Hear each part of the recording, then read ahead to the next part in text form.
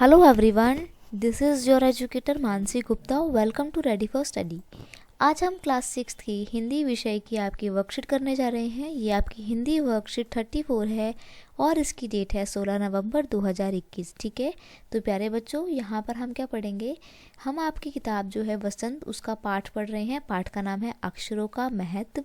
ठीक है, और इसके लेखक कौन है? गुणाकर मूले, जो कि मराठी मूल के कवि हैं. ठीक है, अभी तक हम पढ़ चुके हैं कि अक्षरों की खोज मनुष्य ने कैसे की थी, है ना, और अक्षरों की खोज करने के बाद से हम कैसे अपना इतिहास लिख पाए हैं. अगर अक्षर ना हो पाते तो हम अपना इतिहास नहीं लिख पाते. आज हम पढ़ेंगे कि अक्षरों की जो खोज हुई है उसका क्या महत्व है इंसान के जीवन में. ठीक है, अक्षरों की खोज मनुष्य की सबसे बड़ी खोज है. अक्षरों की खोज करने के बाद ही मनुष्य अपने विचारों को लिखकर रखने लगा है. इस प्रकार एक पीढ़ी के ज्ञान का इस्तेमाल दूसरी पीढ़ी करने लगी है. अब देखो, हम चीज़ें इस्तेमाल करते हैं, हम नई नई चीज़ों को प्रयोग में लाते हैं. जैसे कि हम इतने अच्छे बेड पे सोते हैं. अब बेड कैसे बना होगा, कभी सोचा है आपने?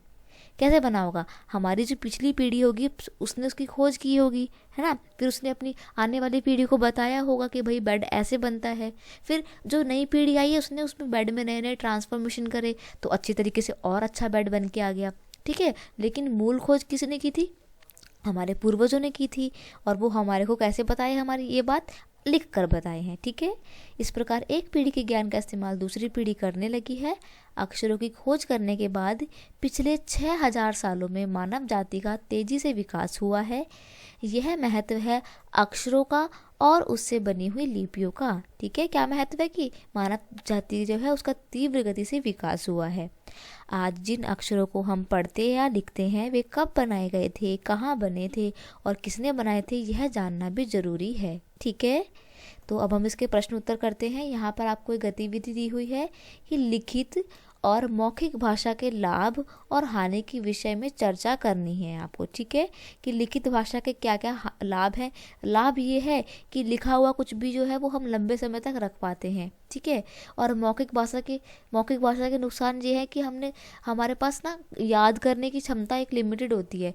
तो किसी ने अगर कोई बात मुँह से बोली है तो या तो हमारे पास ना तो प्रमाण पत्र होता है और ना ही अगर हमारी मेमोरी इतनी अच्छी नहीं तो हम फिर भूल भी जाते हैं मौखिक भाषा की. ठीक है, तो ये आपकी जो है मौखिक भाषा का और लिखित भाषा का एक लाभ और हानि हो गया.